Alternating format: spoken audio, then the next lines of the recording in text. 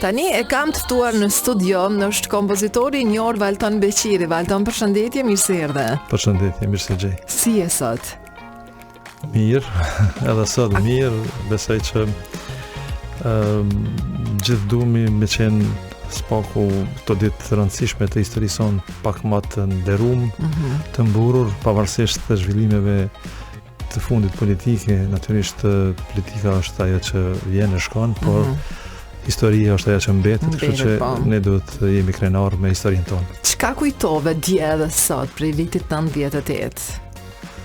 Këto datat 5, 6, 7 marsi. Realisht këto ditët kanë qenë themi kulminacioni një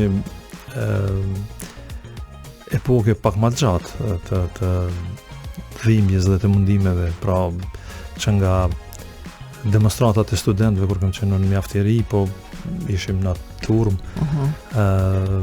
persekutimet, pastaj faza e luftës,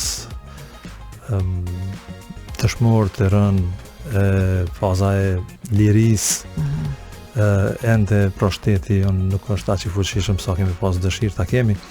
Pra nuk ndahen në copza këto kujtime, po janë kujtime të përbashkëta të një kohë më gjatë dhe natyrisht në fundit pavarësisht gjitha sfidave ne kemi arritur të jemi ku jemi dhe natyrisht kjo duhet me na dhënë një motiv shtesë edhe për jetë edhe për punë. Po, ku ke pas qenë me datën 5 ose 6 mars, atë kujtohet? Po, në shtëpi. Në shtëpi kena qenë.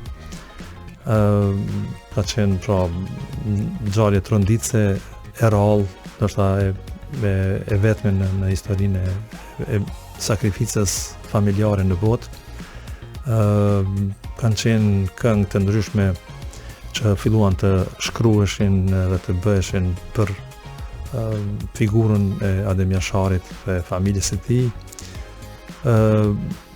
Nishim një lloj shoku përgjithshëm, them gjithë Kosova. Në ndërkohë me kolegun këngëtarin mirënjohur Ilir Shaqiri u takuam unë edhe babai im, edhe babai thotë Ilir dush me bëni një këngë, e ke për detyrë. Dhe pastaj lindi ideja të bëjmë edhe këngën Shkëlqimi i Plisit në përnder të sakrificës së madhe të familjes Jashari, një këngë e cila në atë kohë u punua me një entuziazëm shumë të madh, me një përgjegjësi të madhe, sepse lindën këngë nga të ndryshmet. Po, do të thënë këtë këngën që ne kemi në sfond tani, është kriju ato dita? Po, pas ngjarjeve, ishte kohë e orës policore. Ne kishim dëshirë që ta gjeronim edhe në video, ftuam edhe Dilaver Kryziun, koreografin i cili atë kohë punonte me ansamblin e studentëve. Ai ishte në atë kohë në teatrin Dodona, punonte me disa ansamble dhe e bëm një themi diplomaci, një trik, sepse në atë kohë drejtori i Dodonës ishte origjinë serbe. Pra ora policore ishte prej orës 9:10 deri në mëngjes 6, nuk ishim drejt me dalë. E si a dalët jo? Po Dilaveri e mashtroi në gjoja që jemi duke ushtruar një valle dhe nuk i treguam fare që do të xhirohet spoti, sepse ishte rrezik që të dilni me valltar në ambient të hapur, ishin pra situatë e rënduar, edhe policia dhe ushtria ishin në për ende të caktuar rreth Prishtinës, kështu që u detyruam që spotin ta xhirojmë në ambient të mbyllur. Brenda disa orëve, domethënë. Pra prej orës 10 në mbrëmje deri në orën 6 ne përfunduam xhirimet, po ishte çështja që pastaj nuk kishim drejtë të dalim nga ajo pa fillu dita, pa u përfundu ora policore. Dhe kush është në Prishtinë din edhe lokacionin e Dodonës, dilin 2 vetë, dilin majtas, 2 vetë dilin djathtas, 2 vetë shkoni drejt, po se ishte edhe problemi me qenë në grupe më shumë se 3-4 vetë, policia me njëherë ndalonte. Kështu që ishte përgjegjësi dhe për gjitha ata të rinj dhe ata valltar që ishin prezent, a do të mrin spaku rregull në shtëpi. Pasi u përfundu krejt, spoti u transmetuar në radio televizionin e Shqipërisë. Dhe ka qenë themi një lloj i himni edhe homazh për gjithë këta të rënë, gjithë këtë familje, por edhe për luftëtarë të arshëm të cilat kanë vazhduar luftën në front në ëmbrellën e UÇK-s. Vetë Samir Valton, pavarësisht kushteve, keni gjetë vullnet edhe jeni mundu për me realizu këngë e klipe e keni dhënë mesazhe përmes vargjeve. Po, kjo është detyra jonë. Po, me qenë se kena përcaktu vetës një profesion të artistit, qoftë në fushën e muzikës popullore, argëtuese, apo vallunëse, krijuese i muzikës serioze, detyra jonë është që të përçojmë mesazhin, të përçojmë ndjenjat që i kemi në vetvete, e ato ndjenja nuk janë të ndara nga ndjenjat apo nga rrethanat e gjithë popullit. Kështu që pak a shumë jemi zë i popullit. A keni vazhdu ma ndej edhe me këngë të tjera që ndoshta dëgjuesi sot ka harru që kanë qenë të atyre ditëve, të atyre ngjarjeve? Po, me tregu të drejtën, fillun të dalin këngë kushtuara Adem Jasharit vetëm me përdorimin e emrit të Adem Jasharit. Të këngat nuk ishin kishte këngë që nuk ishin edhe ndonjë vlerë, themi artistike, muzikore, edhe interpretuese. Po, në një farë mënyre u kesh përdorte emri i heronjve. Dhe prandaj ne kur filluam me mbu këtë këngë, menduam që duhet me u mundu pak me dhënë një themi një nivel tjetër të përgjegjësisë ndaj këngës, po e përgjegjësisë ndaj emrave të caktuar. Natyrisht që edhe para luftës, se nuk flasim na vetëm për fazën e luftës dhe pas luftës, po edhe para luftës këngëtarë të shumë, duke nisur nga Iliri, nga Shkurti Feza, Shoheti Beljuni, kanë qenë, më thonë, të gjithë me këngë të cilat megjithatë ishin këngë patriotike, të cilat në një farë mënyre e mbanin gjallë themi atë shpirtin e lirisë, shpirtin e një Kosovë Republik në atë kohë, natyrisht ishte motoja kryesore. Edhe ne si këron, po ashtu kemi kënduar këngë të ndryshme të kushtuar emrave herojve të historisë, po natyrisht kjo ka vazhduar edhe pas luftës. Mund të them që një ide shumë e rëndësishme dhe e realizuar mirë ka qenë realizimi i këngëve të Jusuf Gërvallës nga këngëtarë të ndryshëm dhe nga orkestrues të ndryshëm. Pra, u botu një CD me këngët e Jusufit në original, pra po ashtu një veprimtar shumë i njohur dhe rëndësishëm i historisë sonë, dhe u botua CD-a me këngët e originale dhe apo ato këngë u aranzhuan, rikënduan nga emra të ndryshëm të estradës dhe dul pra një projekt shumë i rëndësishëm, me qenë se edhe ne si Koron kemi marrë pjesë dhe ndoshta mendoj që e kemi realizu mjaft mirë këngën O Bülbül ta bëra ben. Mundeni pak me dëgju nëse nuk ju pengohen se nështë ta e kanë arru. Mundemi, po se kemi në sfond, në cilin vit ka qenë kjo bashkë me koronën? Kjo ka qenë dikon sa kujtohet vitit 2002-2003. Okej, me njërë pas lufte, po. Po, pas lufte natyrisht mundoheshim që t'i kthejmë këngë të rëndësishme, të emrave të rëndësishme. Dio, dëgjoj kjo shumë kjo. A dëgjojmë pak? Po, lirisht. Okej. O bülbül, o ipaçı,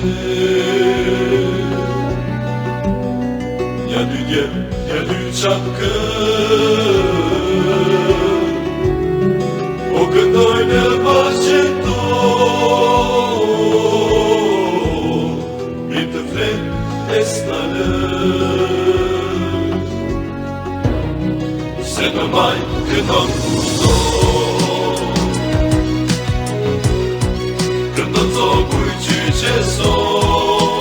Këto kënga atëherë Valton shumë mirë, pat prit publiku.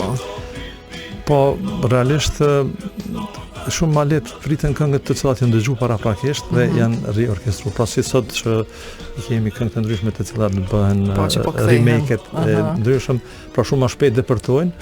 Natyrisht ka qenë një ngjarje që shumë e rëndësishme se këto këngë kanë qenë të zhdukura nga arkiva e Radio Prishtinës, pra këngët e Jusuf Gërvallës dhe falë punës palashme edhe të Saadiu në profesorit Rafet Rudi edhe disa veprimtarë të tjerë janë gjetë në arkivin e Radio Shkupit. Dhe pastaj janë rikthy pra kanë fitu përsëri Sa mirë që janë dritën. gjetë atje. Po ka qenë, tash ndoshta dëgjuesit nuk e dinë, në kohën e Jugosllavisë ka qenë obligative që materialet muzikore të shpërndahen në të gjitha radiot. Pra Prishtina që ka realizuar material Po. ka pas për detyrë me dërgu Shkupit, Beogradit, Zagrebit, Ljubljanës, Sarajevës dhe Titogradit në atë kohë, Podgorica satme. Dhe ata po ashtu njëjtë. Prandaj këto këngë kanë mbetë nëpër arkiva dikun, kështu që fati që Sa mirë që po kanë gjenë dhe kujt ju kujtu me i kërku atje. po ka pas njerëz të cilët e kanë menduar për këtë punë, kanë ditë Po. këtë dhe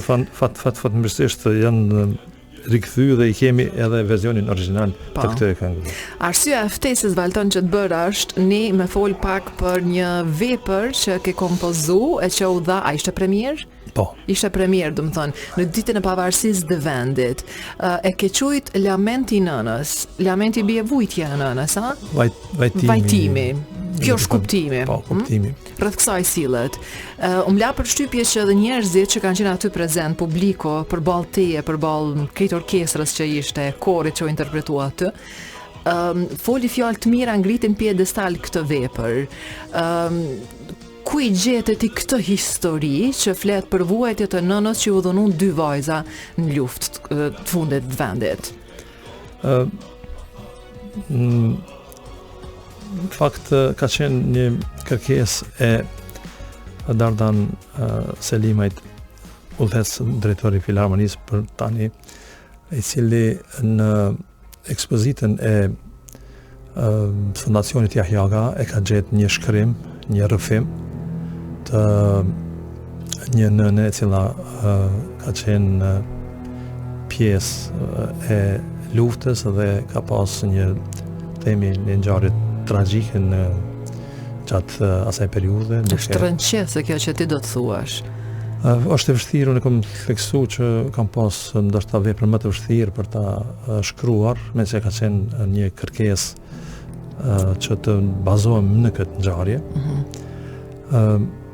Vepra është munduar ta pasqyroj atmosferën e rëndë të një situate të para luftet.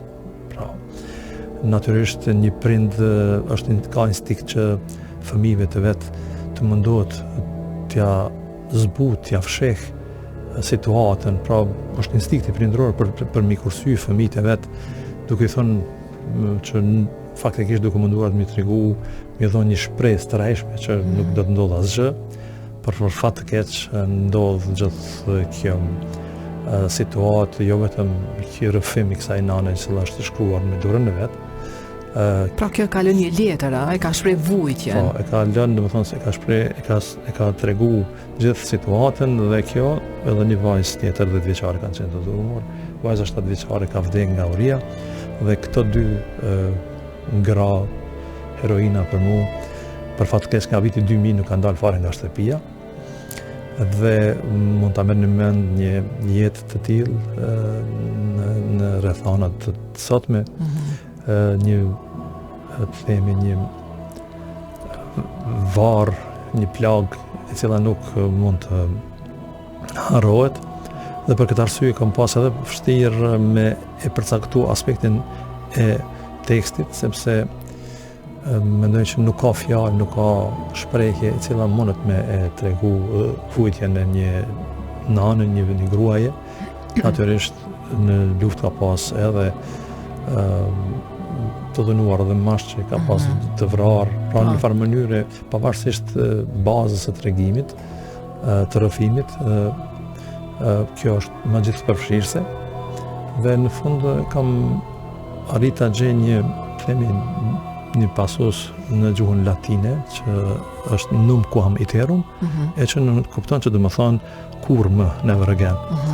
Pra kjo është edhe një thirrje që në botë mos të ketë raste të tilla, jo vetëm në Kosovë, po edhe në të ardhmen, shihni që gjithë bota është në një kaos të vërtet, lufta të ndryshme dhe një lutje e përgjithshme për të mos patur situata të tilla. Dhe natyrisht dua të falenderoj edhe punën e Sonjës Atifete Jahjage, presidentes, për të përquar zërin me këtyre grave, për të dëshmuar vujtjet e tyre dhe për të treguar botës vështirësitë të cilat ka kalu. Aty Feti Jahjaga shkrujti për veprën tënde, Valton. Për shembull, veç disa se kogja shkrimi është i gjatë, ajo shpreh se kjo vepër muzikore është një akt nderimi edhe një akt ndërgjegjësimi. Ne nuk ndërtojmë të ardhmen duke hesht të kaluarën, ne ndërtojmë atë duke e përballë me ndershmëri, duke i dhënë zë atyre që u mohua zëri dhe duke siguruar që një grua asnjë i mbijetuar të mos mbetet në hije. A ishte e vështirë për ty, Valton, me shkrujt rreth kësaj ngjarje? E kam tregu që ka qenë për mua, më thonë, vepra më e vështirë për shkak edhe të emocionit që e kisha. Bile në një intervistë për këtë vend fillova të jap intervistën dhe natyrisht më dolën lotët. Normal, është emocion që s'më ndalë. E shfrytzuan atë pjesë pa dijen time, po megjithatë e tregon edhe anën time njerëzore. Po, pse kjo nuk është e keqe. Jo, absolutisht, jo, po spaku një informat paraprake që Valton po të qesim të duke qaj. Okej, se ke ditë që të kanë shpërndarë.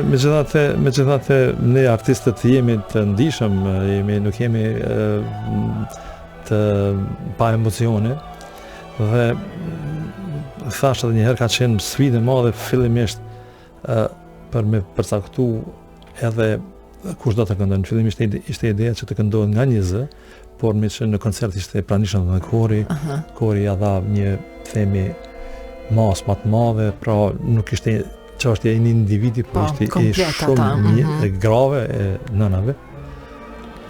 Dhe mendoj që pavarësisht kohës së shkurtër të ushtrimeve, vepra e dha emocione, përçoi emocione dhe natyrisht është tani një lloj themi se që ka thonë e nderuara zonja Jahjaga, himni për gjitha këto gratë viktima të dhunës seksuale.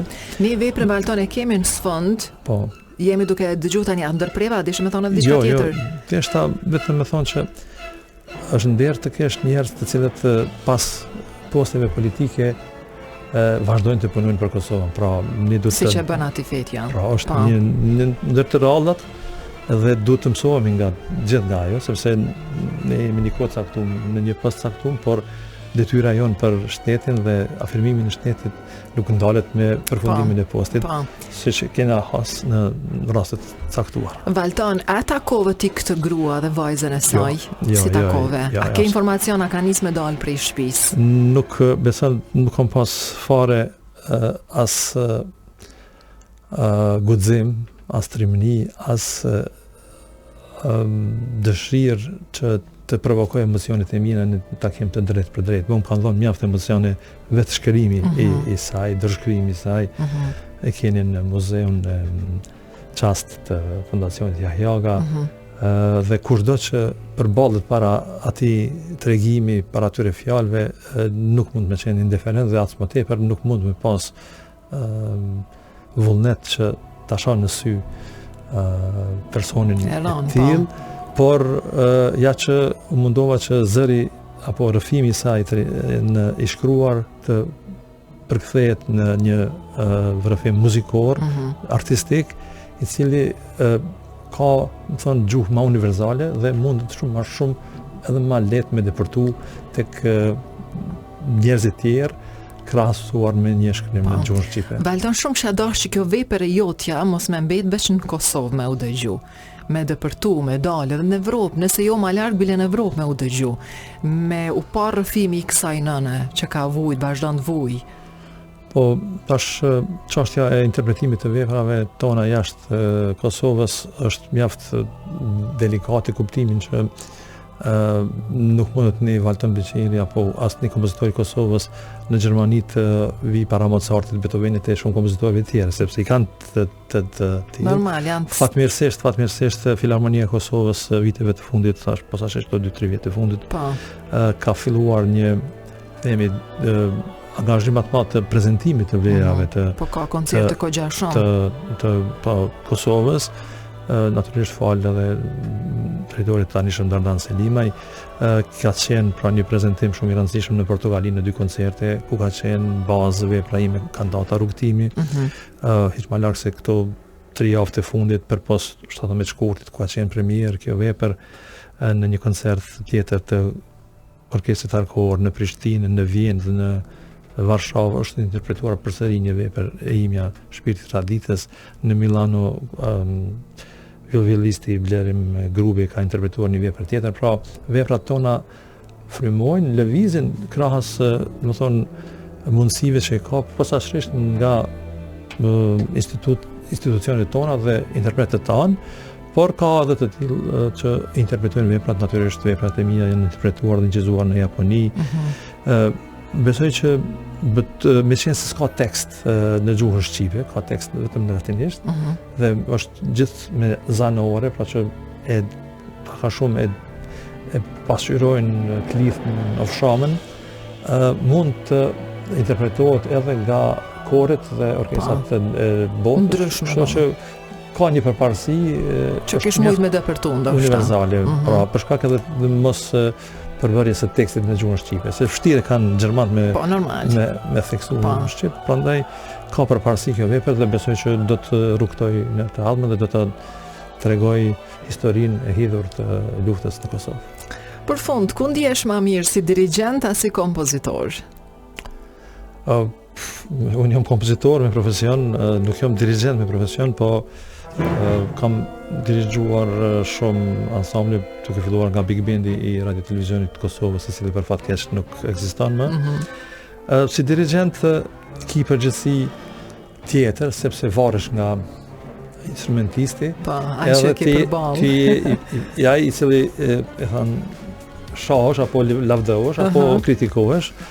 Kurse si kompozitor është pak një situatë ma lehtë sepse ti kompozon në rrethana më të qeta, i përkushtohesh veprës vetvetes dhe ashtu si në film kur dihet që është skenari i mirë, regjisori dopt, aktori i mirë, apo e kundërta, edhe te veprat tona dihet a është vepra mirë, a është interpreti i mirë, a është dirigjenti i mirë, apo ka çalu ndonjëra nga këto. Pra vepra si vepër mundet me qenë e determinuar edhe më pasqyru kjo artë nëse është e mirë apo nuk është e mirë. Për koronën s'falem fare se jemi në fond gati. Më thuj, ku është korona sot?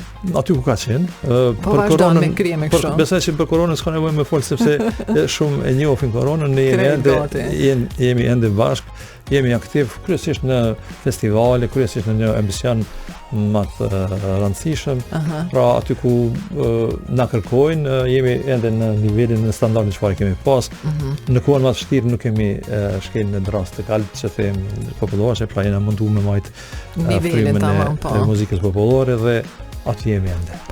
Po mirë që s'jeni shpërnda, mirë që s'jeni shok, ka pas momente kur ndoshta ju keni pasur arsyeshme me pauzu pak për shkak mos me shkel në drasën e kalbt. Për kundër se kena punu më shumë se duhet. Shiri drasës a? Po, sepse kishte nevojë, sepse ju dini që rrymat e ndryshme muzikore janë të pandalshme, pra as më tepër sa edhe kem AI i cila po e shoh edhe në për radio edhe në për lokal lëshohet kënga. Nuk lëshohet një këngëtar që ka këndu live. Gjithmonë ka me pas sfida, por ne jemi aty ku kemi qenë dhe vazhdojmë punën tonë si koronë. Nuk jemi dalë sepse jemi shok, para se gjithash na lidh profesioni. Ai ata që keni qenë, a? Ende gjallë, gjithë. Në gjallë, po, dëmë thënë, po, ende pjesë e grupit se të edin çdo grup është shpartalu, është nda, ka vazhdu se cili me punën e vetë. Grupet naturisht jeta i bën punën e saj, angazhimet familjare, drejtimet e ndryshme, por ne kemi mbet ende bashkë, kuptimin që jo në atë, themi, numër të aktiviteteve çfarë kemi pas, por ka raste ku njerëzit janë ende nostalgjik edhe na kërkojnë, po qoftë edhe në YouTube apo në shumë mirë. Internet. Valton, s'kemi kohë më shumë se ende kisha dashur me vazhdu me bisedë. Faleminderit shumë për kohën që gjete. Faleminderit për ftesën. Sa mirë që erdhe deri këto, shumë suksese në punën që bën, shemi për të mirë. Gjithashtu. Faleminderit.